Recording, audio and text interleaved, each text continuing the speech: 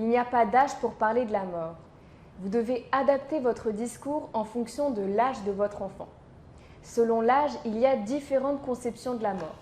Nous allons voir avant 5 ans, entre 5 et 9 ans et après 9 ans. Avant 5 ans, la mort est comparée à un sommeil progressif et temporaire. Ici, le réel et l'imaginaire ne sont pas différenciés. La mort est réversible, c'est-à-dire que l'enfant va penser que le mort va revenir parmi les vivants. L'enfant, il a une pensée affective. Il va appréhender la mort comme un abandon. Entre 5 et 9 ans, c'est l'âge où se développe la pensée concrète. L'enfant est capable de penser des événements en dehors de sa propre vie. Ici, il sait que le mort ne peut pas revenir parmi les vivants, mais il pense que le mort peut revenir sous une autre forme, dans un être sans corps. Là, la mort est personnifiée. Il y a une confusion entre la mort et le mort. Pour l'enfant, on ne meurt pas, on est tué.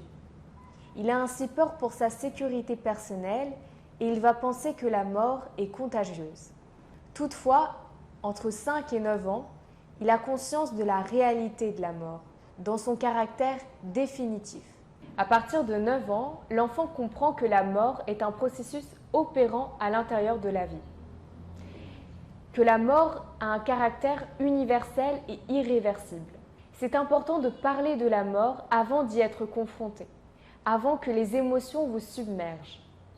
C'est aussi important de répondre aux questions de votre enfant. Il est favorable de ne pas maquiller la réalité. Si on a affaire à un accident ou à un suicide, sinon cela va altérer sa confiance en l'adulte en grandissant. Si on a affaire à une mort prévisible, on peut accompagner l'enfant à l'hôpital voir le malade, une manière de lui dire au revoir. Si l'enfant veut vous accompagner à l'enterrement, vous pouvez l'y amener. Il faut bien sûr le prévenir de la vision du corps mort, selon son âge. Ce qui est important, c'est ne pas le laisser à l'écart. Autrement, il risque de souffrir d'une régression dans son développement. On peut voir un retour aux énurésies, au pipi au lit. Il faut que vous en parliez selon vos croyances, que ce soit l'étoile dans le ciel, que ce soit les anges ou encore le paradis. Si par exemple on parle du ciel, il est important de bien faire la distinction entre le ciel où volent les oiseaux, où sont les nuages ou encore les avions, du ciel où habitent les morts. Autrement, l'enfant va penser qu'en prenant l'avion, il va pouvoir voir la personne défunte.